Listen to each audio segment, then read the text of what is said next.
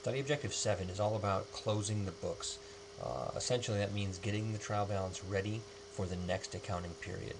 So to do this, we have to prepare some closing journal entries.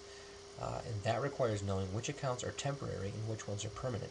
Because the temporary ones we're going to close out back to zero, so they can start over from zero and move up and accumulate as the new accounting period goes by.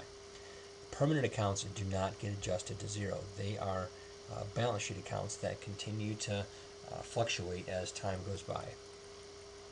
So essentially what we're going to do is we're going to dump all of the revenue and expense amounts into this kind of fake temporary account called income summary. So once you've got all the revenue and expense amounts dumped into that, what should be sitting here then is net income for the company.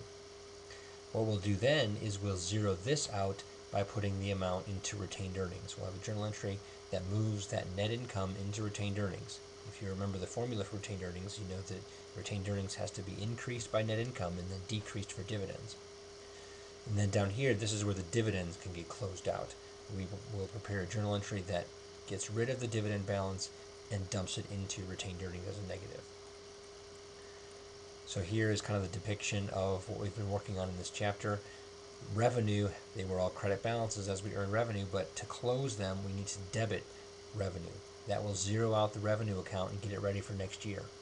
So we debit the revenue and credit income summary, and then we debit income summary and credit all of our expenses away. Remember, the crediting expenses makes them go down, so this will take them all to zero. So now we will have a credit of this and a debit of this in income summary, which means the income summary balance will be $28.60. I move that amount into retained earnings by debiting income summary down to zero, and the credit to retained earnings will effectively be putting my net income into the retained earnings account. And then this number 4 is simply closing dividends to retained earnings. It's reducing the dividend balance to zero and reducing retained earnings to show that that $500 is no longer in retained earnings. It's been paid out. Another pictorial representation of this. This is the look at the ledger for all those accounts in terms of showing how these balances go to zero. So you have a debit and a credit at 5,200.